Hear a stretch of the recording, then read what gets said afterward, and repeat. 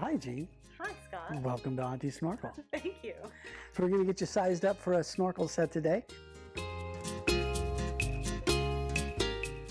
Hi, welcome to Auntie Snorkel. My name's Scott, and today we're going to do a little bit of a Snorkel 101, how to make sure your snorkel equipment is fitting properly.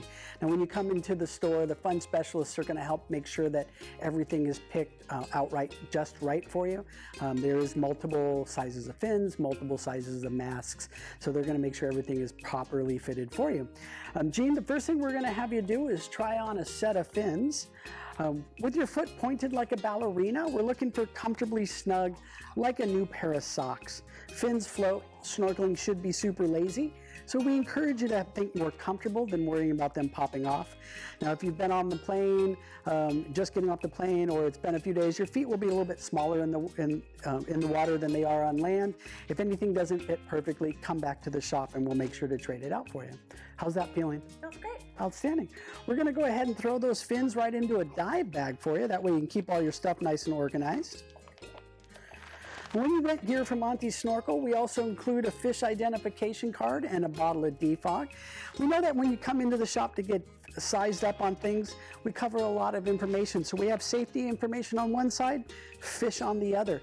You are likely to see more than just these fish. However, when you do see these fish, especially the ones with the little blue mermaids, they are only found here on the islands of Hawaii. Now, I like to also point out our goatfish, and we like to point out the goatfish because they work in coordination with the octopus to feed themselves. So if you see a goatfish, you have a higher probability of seeing an octopus.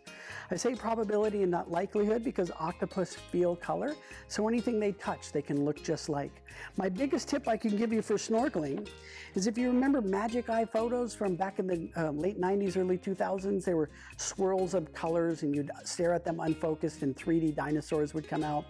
Nowadays on Instagram or Facebook, it'll look like a picture of a cheeseburger.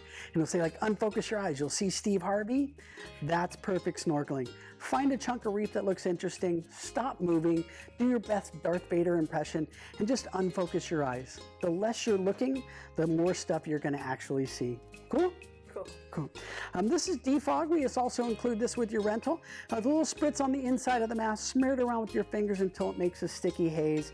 You can either wait a minute or two and let it dry, or give it a quick rinse as you're getting in the water. Just plan on doing it every time before you go out. Perfect. Next thing we're going to do, Jean, is have you try on a mask.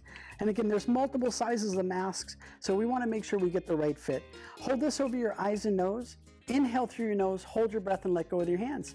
If it sticks to your face while you're holding your breath, we know it's a perfect fit. If it sticks so well that when you stop holding your breath, it's still there, make sure to exhale through your nose so you don't pull your eyeballs out of your head. Cool? Cool. Outstanding. Now, leaking, which is when the mask is filling up, is generally caused by wearing the strap too low and too tight. Tightening actually creates more leaking opportunities. The only thing that does by smashing your face up, just like Jean did, and creating rivers for the water to go in. The other time masks will leak is when the manly mustaches are in play. If that is the case, fellas, what I encourage you to do is pull your lip down as low as you can, slide the mask as close to your nose. If that doesn't stop the leaking, Vaseline, chapstick, sunscreen, that can also work. Sometimes it's just the price of looking this good.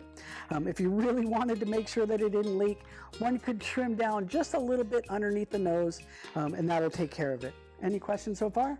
No. I think you're safe with the mustache, Jean. Oh, thanks. You're welcome. These are dry snorkels that we included, Auntie Snorkel. They are amazing. People love them because they block the water from going in. That way our customers don't have to worry about sucking up a lungful of water or doing any special clearing techniques. They can just breathe normally, doing their best Darth Vader impression, just long, slow, deep breaths through the mouth. What can be disconcerting for folks that have never used one before is that if the one leans over to the left just a little ways, the snorkel's going to think it's underwater. And if we try to take a breath when the snorkel thinks it's underwater, nothing happens. We got to lean back the other way until we're breathing and we can breathe normally. Sounds good? Yeah. Yeah. Awesome. Any water that does get through comes right out the bottom. Now, during your time with your snorkel, if you find that you're having an exhale-only experience, what's generally happening is the snorkel is falling over, and it's usually because the clip has moved from on the left-hand side near the clasp, where it slides up and down, to somewhere towards the back, and so the snorkel just keeps falling over and thinks it's underwater. What I encourage people to do is move it back to its normal position and give it a shake. If it makes that flappy sound, then we know that the snorkel is working fine. If it doesn't, I encourage you to stick it in the water and shake it around a little bit. There might be a little sand blocking it up. If neither one of those things fix it, then come back in the shop and we'll make sure to get you another set or get you fixed up so it's working right.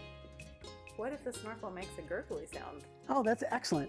It can totally make gurgly sounds. It's gonna.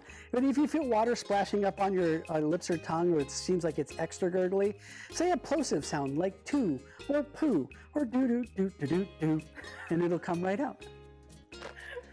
Perfect. There is a few ways you could spend more money with Auntie Snorkel than you intend to that we'd like to avoid, as it's not profitable for us and it's hard to ask for your 5-star Google reviews, which we are going to beg you for. The first is if you eat the mouthpiece, we charge you $5, so please don't chew the tabs off.